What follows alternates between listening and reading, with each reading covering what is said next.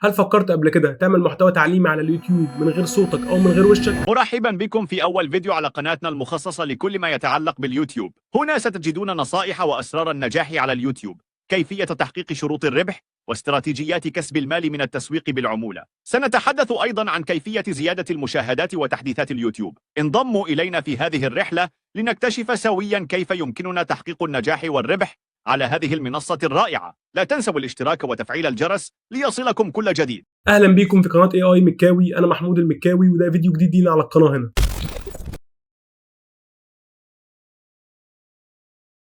انتشرت الفترة اللي فاتت وجود قنوات كتيرة جدا موجودة في سوق اليوتيوب، وكمان بقت بتجيب مشاهدات عالية جدا، وهي قنوات بتقدم محتوى تعليمي عن طريق الذكاء الاصطناعي، وهو عبارة عن بيجيبوا صورة افاتار وبعد كده الافاتار ده بيقدم محتوى. والفكرة دي ممكن تعملها في أي مجال أنت عايزه، كله عن طريق الذكاء الاصطناعي. والميزة في الموضوع ده إن هو بدون ظهور زي الفيديو اللي وريناه لكم في الأول ده. تعالوا كده بقى ناخد لفة ونشوف إيه القنوات اللي بتقدم المحتوى ده، والقنوات دي شكلها عامل إزاي، والفيديوهات بتاعتها شكلها عاملة إزاي، وكل القصة دي كلها. طبعا القنوات اللي أنا هقولها دي أنتوا أكيد عارفينها، عشان القنوات دي بقت مشهورة بشكل مش طبيعي يعني، واحنا لحد دلوقتي لا نعرف هي مين ولا مين صاحبها ولا اي حاجه. لو جينا بصينا عن القنوات اللي بقى بتقدم المحتوى ده اللي هي بتجيب افاتار بالذكاء الاصطناعي وبيشرح حاجه، فلو جينا بصينا على القناه دي هنلاقي ان القناه دي دخل اضافي بمساعده الاي اي بقت من القنوات المشهوره جدا، وبقى عندها حوالي 60,000 سبسكرايبر. ولو رحت شفت ارباحها على سوشيال بليد هتلاقي ان ارباحها عاليه جدا. ولو رحنا على سوشيال بليد فهنلاقي ان ارباحها بتقف بحوالي $477 في الشهر بس. ودي قناه لسه جديده بادئه في 2023. ده طبعا بعيدا عن برامج التسويق بالعموله اللي بتكسب منها، انا بتكلم عن المشاهدات بس دلوقتي. لكن طبعا زي ما انت شايف هتلاقي ان القنوات دي بتستخدم مونتاج عالي جدا زي ما انت شايف كده بالظبط. ودي قناه تانية برضو بس قناه اجنبيه بقى مش مصريه، بتستخدم نفس الطريقه بنفس الاسلوب، والقنوات دي انتشرت جدا. بس برضو الحاجه العامل الرئيسي اللي بين مشترك بين كل القنوات دي انها بتستخدم مونتاج عالي جدا عشان يجذب الانتباه وما يخلكش تزهق من الفيديو. ودي برضو قناه ثالثه بتستخدم نفس الطريقه بنفس الاسلوب.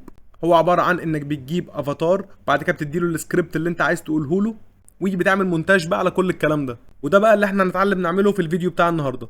وزي ما شفتوا دلوقتي ان القنوات دي بتجيب مشاهدات عاليه جدا وعدد مشتركين كبير جدا، المحتوى كله قايم عليها بدون صوت. هو الفكره بس ان هو بيستخدم سكريبت قوي. فاحنا النهارده بقى هنتعلم ازاي نقدم محتوى زي المحتوى اللي احنا شفناه ده بنفس الطريقه دي بطرق سهله وبسيطه. والموقع اللي هنستخدمه معانا في الموضوع ده هو موقع دب. وميزه موقع دب ان هو سهل وبسيط جدا في التعامل، وفيه مميزات كتير قوي، وكمان في باقه مجانيه في الاول كويسه جدا تعرف تتعلم فيها وتعرف تعمل بيها كل حاجه انت عايزها عن طريق الباقه المجانيه اللي في الاول دي. في مواقع كتيره جدا ما بتعملش موضوع الباقه المجانيه ده، بتبقى عايزه تشترك على طول، لكن دي بصراحه عامله باقه مجانيه قويه جدا. عشان كده خش وجرب ومش هتخسر حاجه. فكره المحتوى اللي هنعمله، طبعا احنا قلنا في الاول ان احنا ممكن نعمل اي محتوى بنفس الطريقه دي، والمحتوى اللي هنعمله هو هيبقى محتوى بتاع قناه بتعمل فيديوهات عن كيفيه النجاح على اليوتيوب، وايه المميزات الموجوده في اليوتيوب، وايه التحديثات اللي بتحصل كل فتره، وايه الاشعارات اللي اليوتيوب بينزلها، وكل حاجه متعلقه باليوتيوب عموما يعني. وطبعا لو انت هتبتدي في المحتوى ده فانت لازم تركز جدا في الموضوع ده وتشوف ايه التحديثات اللي اليوتيوب بيعملها كل فتره عشان تعمل عنها فيديو. وهنتعلم دلوقتي السكريبت بنجيبه ازاي، وكل القصه دي هنتعلمها دلوقتي. ميزه المحتوى ده ان هو عليه طلب كبير جدا، عشان اي حد بيصنع محتوى على اليوتيوب بيبقى عايز يفهم ايه موضوع الخوارزميات بتاعه اليوتيوب، وايه التحديثات، وازاي يستفيد منها، وازاي يجيب مشاهدات، وكل القصه دي. وانا عن نفسي بصراحه بتابع المحتوى ده جدا عشان بيفرق معايا جدا في موضوع المشاهدات، واي واحد عنده قناه يوتيوب عموما لازم برضه يتابع المحتوى ده. فعشان كده المحتوى ده عليه طلب كبير جدا، عشان كده انا حبيت ابدا بيه النهارده. وتحديد نوع المحتوى بقى اللي احنا هنتكلم عنه دي حاجه راجعه لك انت. انا عن نفسي اخترت النوع ده رغم ده مش من المجال بتاعي وده مش المحتوى بتاعي اصلا، بس انا حبيت اعمل فيديو عن الموضوع ده. انت بقى اختار ايه المحتوى اللي انت عايزه، ايه المحتوى اللي انت بتحبه، وايه المحتوى اللي ممكن تعرف تعمل فيه ابديتس وكل حاجه كل فتره بيجي فيها حاجات كتيره وكده،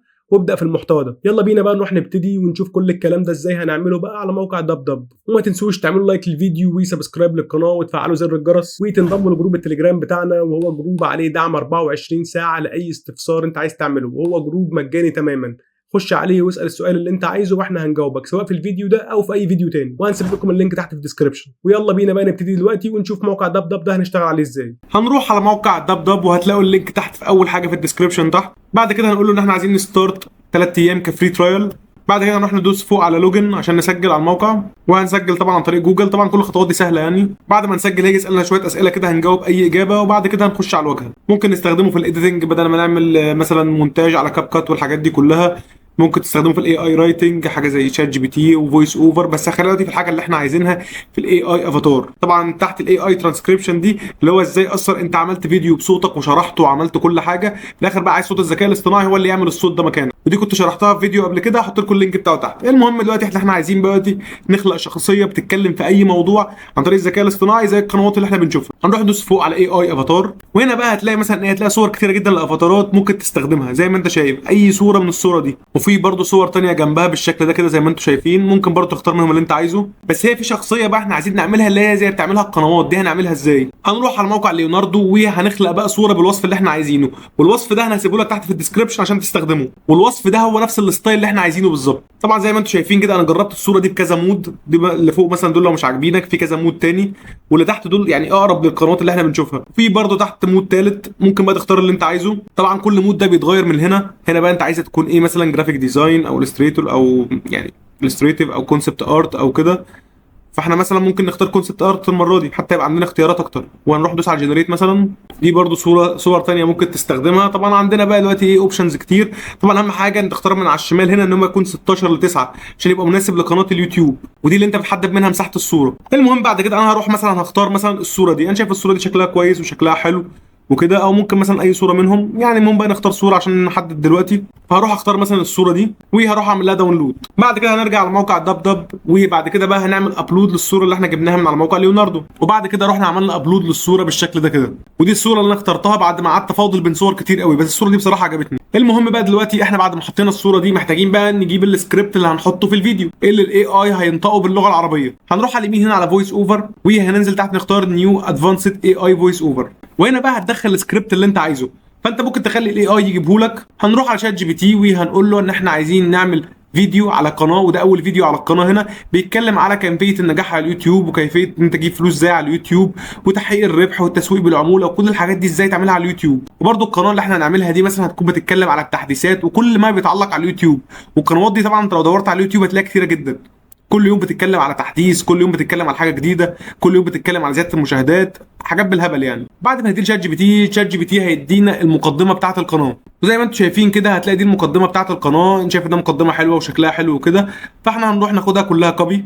بعد كده هنرجع على دب. طبعا دب برضو فيه اسك اي اي تو رايت، بس انا بفضل شات جي بي تي احسن. يعني الاي اي اللي هنا برضو لسه ما هماش ظابطينه قوي. ممكن برضو تستخدمه وتشوف نتائجه ونتائج شات جي بي تي وتقارن بينهم، بس انا بصراحه عجبتني نتائج شات جي بي تي اكتر. المهم في الاخر هتاخد الكلام ده كله كوبي وهتنزله هنا في السكريبت. طبعا لو جيت بصيت دلوقتي هتلاقي ان الكلام جاي مش مترتب والحروف داخله على بعضها كانها مكتوبه بالايراني مثلا او حاجه زي كده. بس ده عادي ما تقلقش منها، هو بيعرف يقراها بالطريقه دي. لو لقيت الحروف دخلت في بعضها كده ما تقلقش خالص. دلوقتي بقى احنا عايزين نختار الفويس اوفر اللي احنا هنعوزه. هنيجي هنا هندوس على الشخص ده وهنختار بقى اي صوت احنا عايزينه. عندك هنا بقى اصوات كتيره جدا، فاحنا هنختار هنا مثلا اللانجوج، نختار عربيك. يستحسن انك ما تجيبش واحد مصري، يعني هتلاقي هنا عربي. بعد كده لو جبت ايجيبشن هتلاقي ان المصري هنا شاكر وسلمى دول بيلخبطوا الدنيا خالص، فدول ابعد عنهم خالص. فانت بقى ممكن تجيب تحت اي شخصيه من الشخصيات دي، والشخصيات دي كلها بتعرف تقرا عربي. هتقعد تجرب كل واحد فيهم وهتجرب ده مثلا وتقعد تجربهم بقى كلهم لحد ما تلاقي ايه الصوت اللي عاجبك. طبعا انت لازم في القناه بتاعتك ان انت كل الفيديوهات تثبت فيها نفس الصوت، فانت الصوت اللي هتاخده هنا لازم تكون عارفه عشان تستخدمه بعد كده. طبعا هي مكتبه اصوات ما بتخلصش اصلا، انت اختار بقى اللي انت عايزه. لماذا لنضع ابتسامة على هذا أنا مستعد. سأعطيك وصفة كرابيباتي السرية. كان يعيش في إحدى القرى الصغيرة فتاة شابة. بعد كده نختار الراجل ده مثلا باتريك وهنختار من هنا العربي. بعد كده هنروح ندوس على كونفيرم. مرحبا بكم في أول فيديو على قناتنا المخصصة لكل ما يتعلق. بعد كده هنروح ندوس على اد تو اي اي افاتار بعد ما اخترنا الصوت، وهيقول لنا هنا ان هو هيستخدم 2 و7 كريدت، فهيبقى لنا 8 بس، فهنقول له ماشي. طبعا كل الحاجات اللي احنا خدناها دي ضمن الباقه المجانيه، احنا لسه ما خلصناش لحد دلوقتي. وكده خلاص احنا عملنا كل حاجه. دلوقتي بقى محتاجين ان احنا نعمل بقى جنريت للفيديو. فهنطلع فوق هنا وهندوس على جنريت توكينج افاتار. هيجي هنا يقول لنا ان هو هياخد 5 و2 كريدت في العمليه دي، فهنقول له ماشي. وده برضه ضمن الباقه المجانيه، وهندوس على جنريت. وبعد كده هيجيبك على الصفحه دي وهيفضل يعمل بروسيسنج. بعد كده لما يخلص وبياخد حوالي 8 دقائق او 10 دقائق كده الفيديو كليب يعني. وبعد ما يخلص هندوس على الثلاث شروط. بعد كده هنروح ندوس على داونلود فيديو.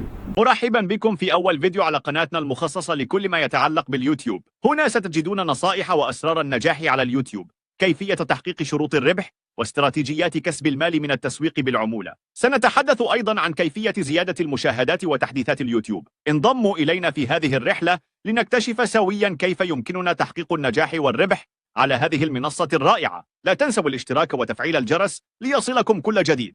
وده هيبقى شكل الفيديو دلوقتي بعد ما خلصناه، واحنا عملنا عينه صغيره كده عشان تفهم منها الدنيا ماشيه ازاي. كل اللي عليك بقى دلوقتي ان انت تحضر محتوى كويس وتحضر سكريبت قوي يشد الناس، وتحاول تدور على محتوى عليه طلب كتير والناس كتيره بتحبه والناس كتيره بتتابعه. وحاجه كمان مهمه عايز اقولها لك كده، لو لاحظت كل القنوات اللي بنتكلم عليها دي هي بتهتم جدا بموضوع المونتاج. فعشان كده لو هتبتدي في المحتوى ده ان انت هتحط صوره شخص ويقعد يتكلم يحكي في اي حاجه، حتى لو بيتكلم بطريقه مسليه وحلوه وكده، فانت لازم تحط مونتاج يشد الناس ويكون شكله حلو. ولو انت مش احترافي في المونتاج او كده فانت ممكن تجيب حد يعمله لك، ولو انت معكش فلوس نجيب حد يعمله لك، فعلى الاقل لازم تكون عندك الاساسيات اللي تخليك تعمل حاجه كويسه. مش لازم حاجه احترافيه، بس على الاقل تبقى حاجه كويسه، عشان برضو المونتاج حتى لو بسيط مش احترافي فهو من ضمن الحاجات اللي بتخلي المشاهد يكمل الفيديو وما يقفلوش في الاول. دلوقتي بقى بس فاضل ان احنا نعرف ايه اسعار الباقات بتاعه موقع دبدب، عشان لو الباقه المجانيه بتاعتنا خلصت وحبينا نكمل نعرف الدنيا ماشيه ازاي.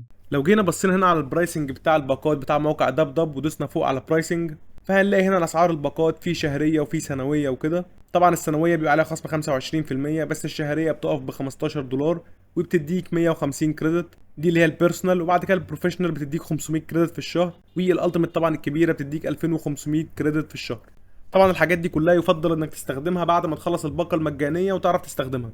لو جينا بصينا هنا على الباقات السنويه بعد خصم ال 25%، هنلاقي ان البيرسونال اللي تديك 1800 كريدت بير يير في السنه هتقف ب $11 مكان 15، والبروفيشنال هتقف ب $30 مكان 40، والالتيميت هتقف ب 110 بس. طبعا ده قلت اقول لك عشان تاخد فكره لو انت حبيت تكمل في الموضوع يعني. وكده خلاص احنا خلصنا كل حاجه في الفيديو، ونتمنى نكون وضحنا كل حاجه ومفيش حاجه فاتتنا، ووضحنا كل حاجه بالتفاصيل الممله في موضوع صناعه المحتوى اللي بالطريقه اللي اتكلمنا عليها النهارده دي. ولو في اي حاجه واقفه معاكم هنسيب لكم تحت في الوصف لينك جروب التليجرام، وتبعتوا لنا اللي انتوا عايزينه واحنا هنجاوبكم على طول، سواء الاستفسار في الفيديو ده او في اي فيديوهات تانية عموما، او في اي حاجه عموما تخص المحتوى بتاعنا يعني. وما تنسوش تعملوا لايك للفيديو وسبسكرايب للقناه وتفعلوا زر الجرس، وان شاء الله نشوفكم على خير. سلام.